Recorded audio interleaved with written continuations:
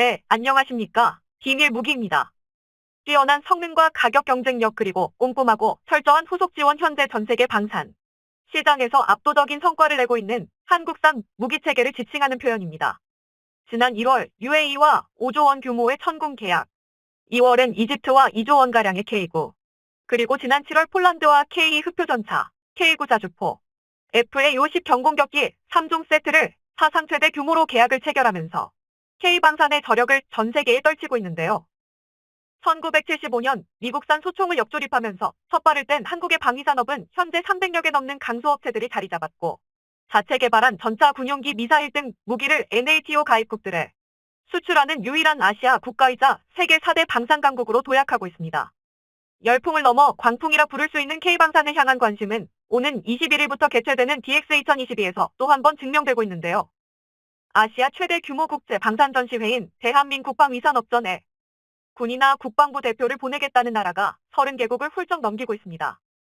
특히 러시아의 우크라이나 침공으로 인해 안보의 중요성을 새삼 깨닫고 있는 유럽 국가들의 관심이 매우 높은 상황인데요. 이에 해외 군사매체 디펜스타워는 한국산 무기가 유럽 대륙을 지키고 있다고 하였죠. 냉전 종식 후 유럽은 사실상 재래식 무기 생산을 중단한 상황이었는데요. 흔히 선진국이라는 서유럽 국가들조차 주력 장갑차가 1970년대에 생산한 미국 M113이고 주력 자주포는 냉전 시절 때 사용한 M109였습니다. 현재 유럽 주요국의 기갑 장비들은 그나마 운용이 가능한 것이 1980년대 후반 생산된 것으로 장비 노후화가 극심한데요. 냉전 종식에 환호했던 유럽 각국은 누가 더 태평한 모습을 잘 뽐내는지 대결하듯 정규군 규모 축소에 군 예산 감축에 멀쩡하던 생산 라인까지 폐쇄하는 등 군비 증강과 거리가 먼 삶을 살아왔습니다. 그러나 모든 것을 달라지게 만든 것은 바로 러시아의 우크라이나 침공이었습니다. 언제 그랬냐 듯이 뒤늦게 국방력 강화에 몰두하고 있는데요. 이에 한국산 무기 수입이 사실상 유일한 대안으로 자리 잡고 있습니다. 폴란드 정부가 한국산 무기를 구매하기로 발표하자 현재 일부 언론은 웬 한국산 무기냐며 반대의 목소리를 냈습니다. 이때 폴란드의 부어슈차크 국방부 장관은 딱 한마디로 모든 불만을 종식시켰죠. 바로 한국 말고 대안이 있냐는 것이었습니다. 그러면서 오목조목 자국산 무기 체계의 성능 부족, 미국과 유럽산 무기의 납기 지연 사례를 거론하며 한국과의 협업 말고는 사실상 대안이 없다고 딱 잘라 말했습니다. 그래서인지 한국과의 협업은 매우 빠르게 진행되었는데요. 일반적인 무기 도입 사업에서는 입찰업체를 선정하고 최종 후보군을 선정한 다음 엄격한 성능 테스트를 거친 뒤 계약이 체결됩니다. 보통 23년 걸리고 때로는 현지 사정에 맞춰 더 오래 걸릴 때도 있는데요. 그러나 폴란드와의 이번 계약은 총괄 합의 과정까지도 매우 빨랐지만 본 계약까지는 고작 51일 밖에 걸리지 않았습니다. 이는 현재 폴란드 및 유럽이 처한 상황이 얼마나 긴박한지를 알 수 있는 부분이죠. 러시아 우크라이나 전쟁 이후 유럽 국가가 다급히 찾는 무기 체계는 전투기와 전차, 포병 무기입니다. 물론 프랑스와 독일, 이탈리아 등 일부 서유럽 방산 기업들도 이런 무기 체계 라인업을 갖추고 있으나 어쩐지 선택받지 못하고 있는데요. 이는 가격도 가격이지만 계약 후 납품까지 5년 이상 기다려야 하기 때문입니다. 더욱이 서유럽제 무기들은 개발한 국가에서조차 비판받고 있는 실정인데 극악의 가동률과 유지비 그리고 계획 없는 후속 개발 일정은 동유럽 국가들의 관심에서 멀어지게 만들고 있죠. 반면 한국은 워낙 자체 물량도 많고 안정적인 단계별 사업이 진행되고 있는 터라 폴란드가 구매한 K9 같은 경우 연내에 48문이 조달이 가능하며 FA50은 내년 중반까지 12대를 포함해 총 48대를 인도받는 일정을 세웠습니다. K 전차의 경우 2년 안에 먼저 180대를 국내 공장에서 생산해 직접 납품합니다. 특히 납품이 단계적으로 진행되는 기간 중 KAI 한화현대로템은 현지의 생산 라인을 구축할 예정인데요. 이에 슬로베니아, 슬로바키아, 리투아니아, 에스토니아 등 인접 국가들의 추가 수출도 기대할 수 있게 되었습니다. 이런 상황 가운데 지난 19일 동유럽권 군사매체 디펜스24에 따르면 슬로바키아, 한국의 군용기와 탱크에 관심을 갖고 있다고 보도했는데요. 기사를 작성한 줄리우스 사박 기자는 폴란드와 마찬가지로 슬로바키아는 2018년에 F-16 도입 계약을 체결했으나 수년째 지연되고 있고 또한 L-39 훈련기는 너무 노후화되어 있다. 이에 한국의 FA-50이 대안이 될 것이라며 K 흑표전차도 T-71을 대체할 수 있을 것으로 보이는데 레오파르트 EA4 중고를 들여오는 것도 고려되지만 독일의 우크라이나 지원으로 인해 도입 일정이 확실치 않다. 슬로바키아 대표단이 한국에 방문한 것은 눈여겨볼 만하다고 하였습니다. 쌀 거, 아니 살 거 같으면 좋아요 구독. 실제로 DX2022에 참관한 슬로바키아 야로슬라프 나드 국방장관은 오늘 9월 20일 자신의 SNS에 대표단 30여 명과 함께 한국행 비행기에 오른 사진을 게재하면서 한국 방산업체 대표들과 협상하기 위해 한국으로 간다고 밝혔습니다. 특히 나드 장관은 한국의 중요한 방산업체인 KAI CEO와 협상을 할 것이라며 FA50 도입 협상을 밝혔습니다. 슬로바키아 대표단은 경남 사천과 창원에 방문해 실제 전투기를 탑승할 기회를 갖는데요. 지난 5월 말 폴란드 국방장관처럼 직접 타보고 따봉 한번 날려주면 살 수밖에 없을 것으로 보입니다. 이게 또 실제로 보면 더 좋아 보이거든. 이런 상황 가운데 한국산 대표 방산 수출 무기인 명품 K9 자주포가 영국 차기 자주포 도입 사업 MFP 사업에서 하나디펜스는 오는 22일부터 23일까지 열리는 DBD 포럼 2022에서 한국형 K9A1 자주포 선보이기 위해 영국으로 K9A1을 실어보냈는데요. K9A1이 전 세계적으로 가격 대비 우수한 자주포로 인정받고 있다면 K9A2는 그야말로 성능에서 독보적인 미친 자주포입니다. 하나디펜스에 따르면 K9A2는 위치 확인, 재원 계산, 방열, 송탄 및 장전, 신관 장약과 사격까지 자동화되는 무인 포탑을 운용해 승무원을 3명으로 줄였고 탄약 장전 장치의 구조 변경과 둔감 장약 적용된 자동 장전 시스템을 구축하여 1분당 열발로 향상시켰습니다. 미국이 개발하려다 막대한 예산으로 포기한 그 크루세이더와 동일한 사양이죠. 거기다 지속 사격 능력 확보를 위한 강선 내마모 코팅, 도금 기술과 주퇴력 최소화를 위한 연식 주퇴 기술 적용하였고 포병 사격 지휘 체계인 BTCS를 통해 포탑을 원격으로 제어할 수 있는 RCWS가 장착됩니다.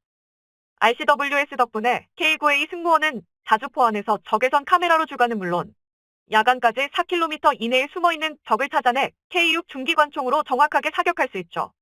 또한 빠른 표적 획득과 피해 평가를 돕는 관측포탄, 거기에 사거리 100km의 CP-20급 초장사정 활공유도 포탄이 동시에 개발되어 함께 운용 예정인데요. 기존 K9 대비 전투력이 3.19배 향상 예정이라고 합니다. 말에 뭐에 미쳤죠? 그냥 이 K9 이야기할 때 항시 같이 언급되는 기종이 있습니다. 바로 독일의 피세 지천인데요.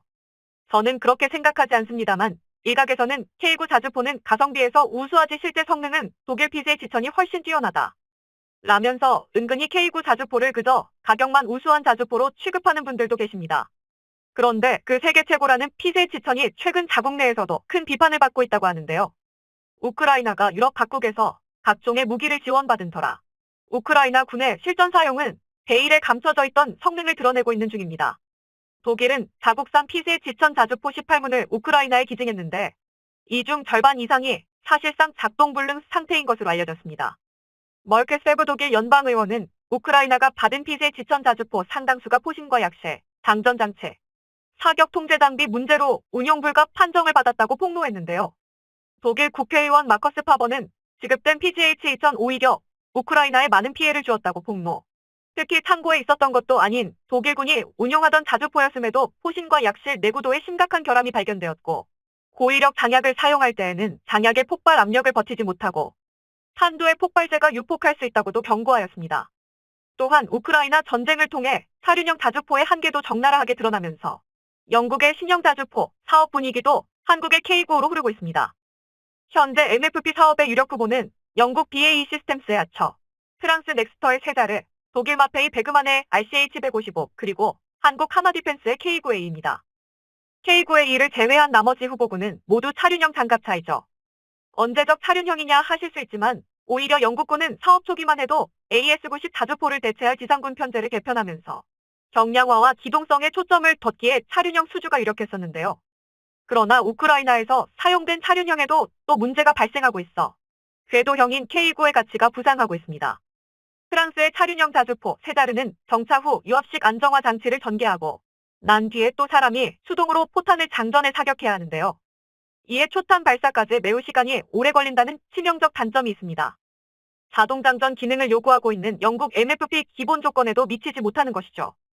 해외 매체 라보에 따르면 우크라이나는 지난 6월 프랑스의 세자르 자주포 총 18문을 인도받았는데 사용에 어려움을 겪고 있어 700만 유로의 세자르 자주포가 대당 12만 달러에 되팔리고 있다는 좀 우픈 이야기를 전했습니다.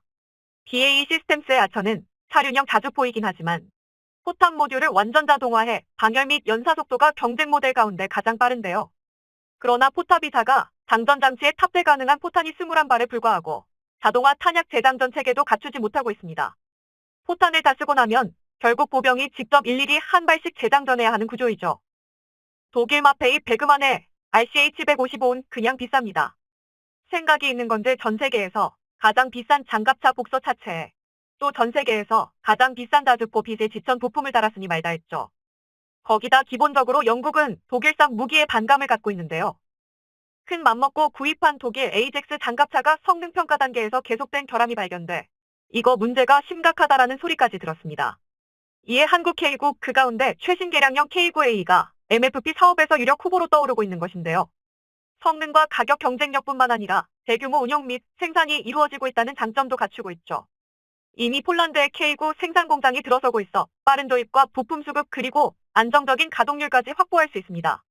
유럽에서 한국산 무기가 대박을 치며 아시아 국가의 자존심을 세우고 있는 와중에 같은 동북아로 묶이고 싶지도 않은 그 나라 중국은 또 사고를 치면서 욕을 먹고 있습니다. 우크라이나 보안군은 지난 8일 텔레그램을 통해 자국의 전투기 항공기 엔진 기밀 기술의 유출 시도를 감지했고 이를 차단했다고 밝혔는데요. 그 대상이 동아시아의 한 국가라고 밝혔습니다. SBU는 해커들을 잡았는데 금전적 보상을 대가로 전투기와 전투 헬리콥터용 엔진 기술 비밀 문서를 외국인에게 판매하려고 했다고 하였습니다.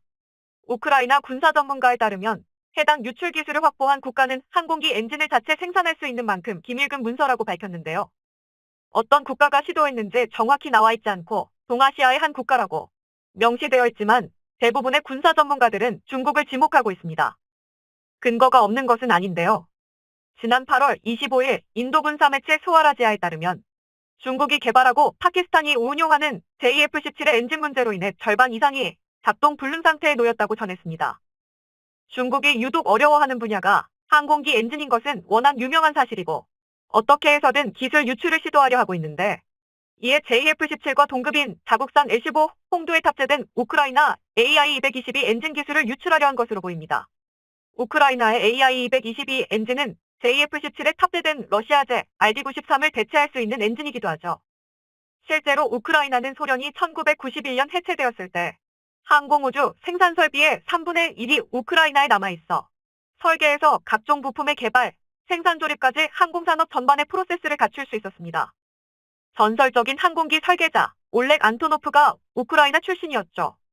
실제로 러시아는 2014년까지 우크라이나 안토노프 항공기의 최대 고객으로 자국의 전투기에 우크라이나 엔진을 장착하기도 하였는데요. 그러니 모중국이 우크라이나의 상황이 어수선한 틈을 타 충분히 시도해 볼 법한 것이죠. 한국은 수출로 먹고 사는 나라. 중국은 유출로 먹고 사는 나라. 이에 서울시 용산구 김철근 씨는 리얼리즘과의 인터뷰에서 다음과 같이 말했습니다. 물론 수상한 냄새가 나긴 나지만 그렇다고 무조건 중국을 의심할 순 없는 것 같다. 중국은 수상한 냄새가 아닌 그냥 상한 냄새니까 반대하면 중국인. 여러분의 생각은 어떠신가요? 구독을 하시면 올라오는 영상을 빠르게 보실 수 있습니다. 시청해주셔서 감사합니다.